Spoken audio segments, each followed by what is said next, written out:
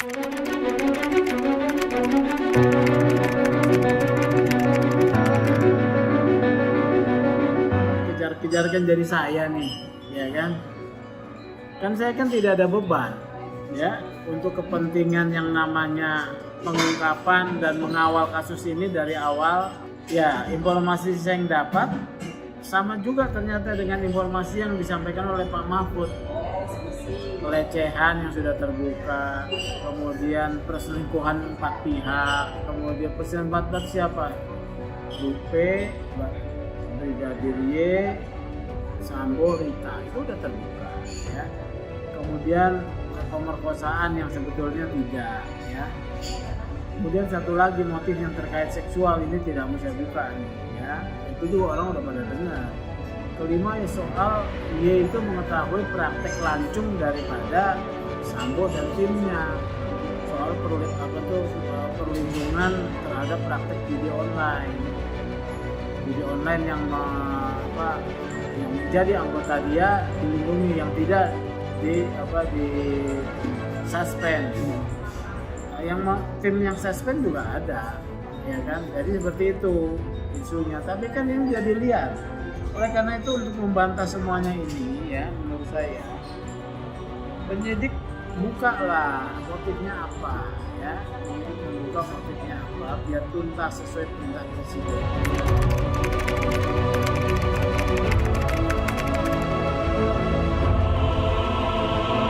Secara hukum ada kewajiban ya? Tidak ada kewajiban, karena kewajibannya nanti di persidangan. Tapi sekarang ini kasusnya kasus special case. Kenapa disebut special case? Satu orang pangkat bintang 2 yang terlibat dalam pembunuhan menyeret 31 orang di bawahnya yang masuk jurang. Bukan sesuatu yang tidak pernah terjadi dalam sejarah, ya, kecuali pertempuran. Ya. Ini kan bukan pertempuran. Ini mau menutupi kejahatan pembunuhan, orang-orang itu dengan sadar nyemplung ke jurang.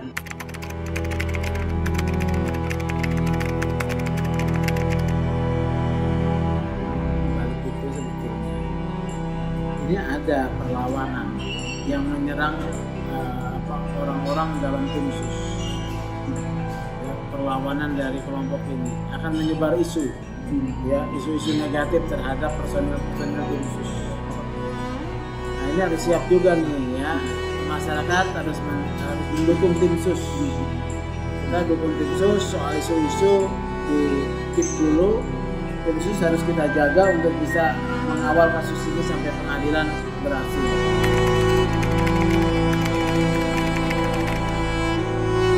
Loh, mau apa lagi gitu loh, ya. Ini adalah pilihan yang paling logis.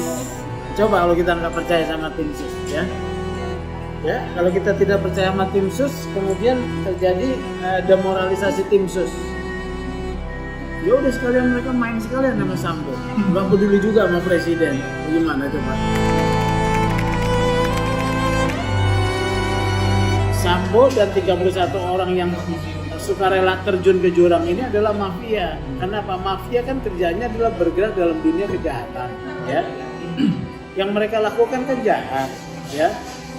Mafia juga bekerja bagaimana menutupi kasus-kasus hukum, pelanggaran hukum dengan cara membunuh saksi, ya, menyuap, ya kan, gitu kan. Kemudian mengarang cerita bohong. Ini sama nih, ya. Sama dengan mafia. Mafia juga sistematis bekerjanya, ya.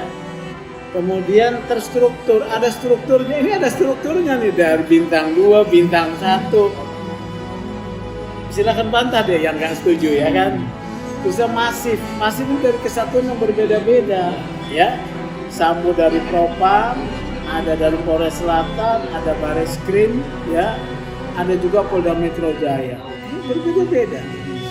Ternyata muaranya rumah mereka itu di Satgasus. Itu kan dari beberapa mereka tuh anggota Satgasus saya sudah cocok-cocokin, walaupun tidak semuanya, ya. Tapi kan dengan seperti itu saya mau bilang bahwa mereka tuh ada di Satgasus, bukan saya bilang Satgasusnya ini mafia, ya. Baru kita mau ngomong soal Satgasus. Satgasus itu apa sih, barang apa? Ya. Satgasus itu kan adalah satu satuan tugas khusus yang diberi kewenangan oleh Kapolri untuk Kapolri yang tanda tangan, bos. Bukan Pak Listio. Dari zaman Tito berganti-ganti sesuai dengan masa siapa yang berkuasa saat itu. Satgasus ini juga sebelumnya ketuanya juga ada. Kan si Sambo kan udah berapa periode, sebelumnya dia itu sekretaris Satgasus, ya. Satgasus ini yang berdasarkan dokumen saya dapat, ini diberi kewenangan untuk melakukan penyelidikan dan penyidikan kasus-kasus hukum atensi terkait apa? Psikotropika, narkoba, TPPU, korupsi, IT. Ini bidang-bidang yang sangat mewah ini. Duitnya gede ini di sini.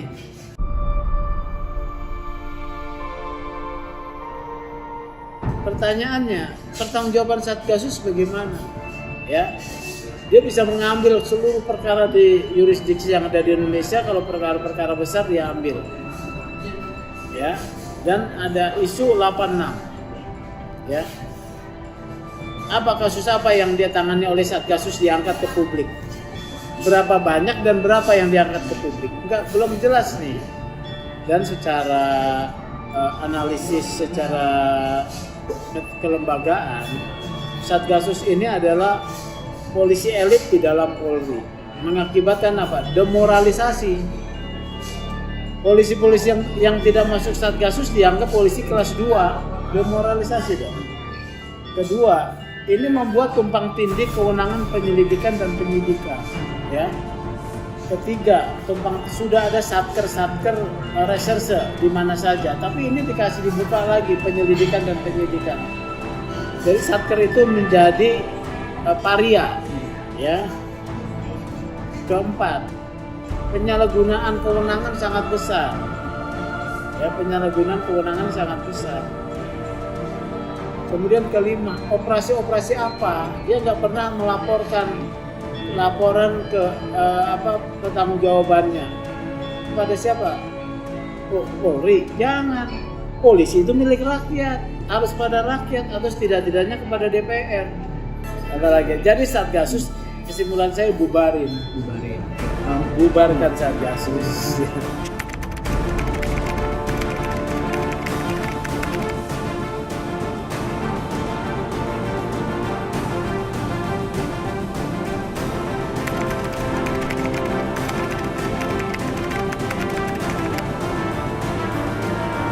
Satgasus ya. Dia waktu itu Dirtipidum kan. Dia waktu itu sudah ada Satgasus waktu itu, tapi ditangani oleh Dirtipidum ya. Jadi ada Pemio. Saya kan nggak mau mengikuti kasus itu ya, tapi katanya itu ada keanehan. Mengungkapkan kasus itu hanya mengorbankan orang-orang kecil ya. Jadi soal korbanin orang kecil itu sudah biasa. Oknum polisi itu mengorbankan orang kecil sudah biasa, padahal dosanya sama loh. Ingatin ya, dosa Anda menindas orang kecil itu lebih besar daripada Anda menerima duit dari uang dari para bandar ya.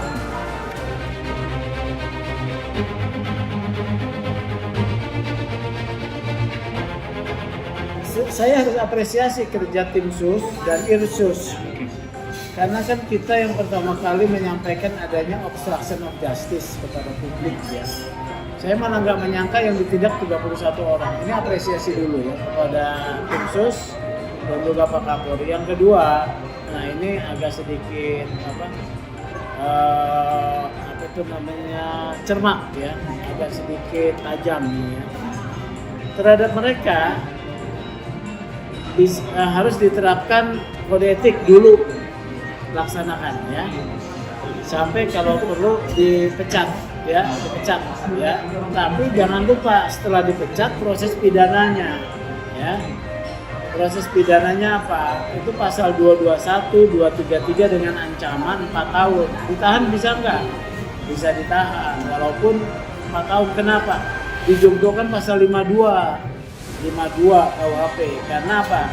Dalam pasal 52 tindakan-tindakan pidana yang dilakukan oleh pejabat pegawai negeri dalam hal ini adalah polisi, itu hukumannya ditambah sepertiganya, Kalau 4 tahun ditambah 1,3 kan 5,3 tahun, bisa ditahan. Ya, jadi penahanan gunakan 221, 233 junto pasal 52 ya untuk yang ini. Untuk yang 31 orang. Kepada Sambo bisa selain pasal 221, 233 junto 52, kemudian tindak pidana lain 340 junto 338, junto 55 dan 56 itu bisa ya. Jadi,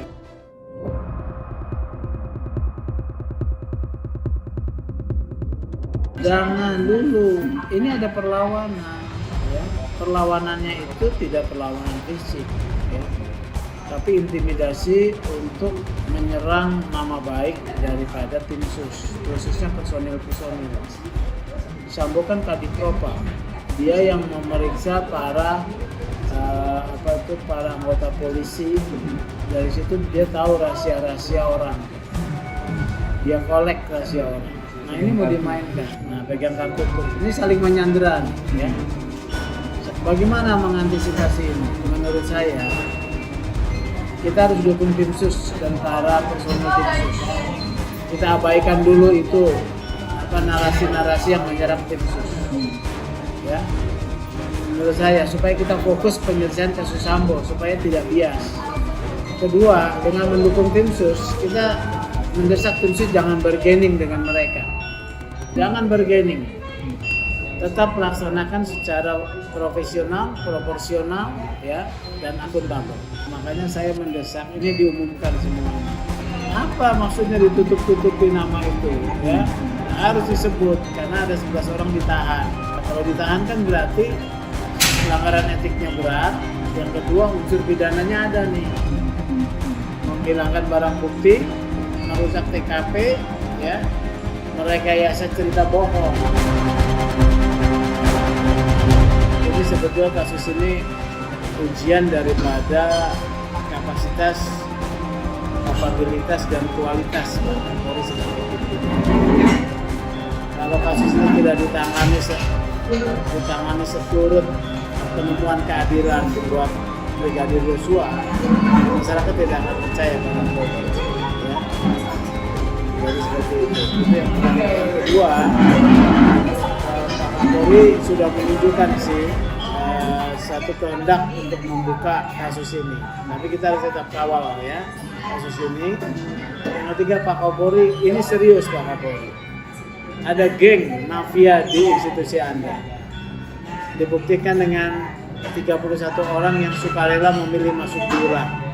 Jadi harus didalami nih ada apa Pak Kapolri. Ya. Sehingga keluar rekomendasi pembenahan yang sangat mendasar. Ya, reformasi kultural yang tidak pernah selesai. Kemudian juga dalam reformasi struktural.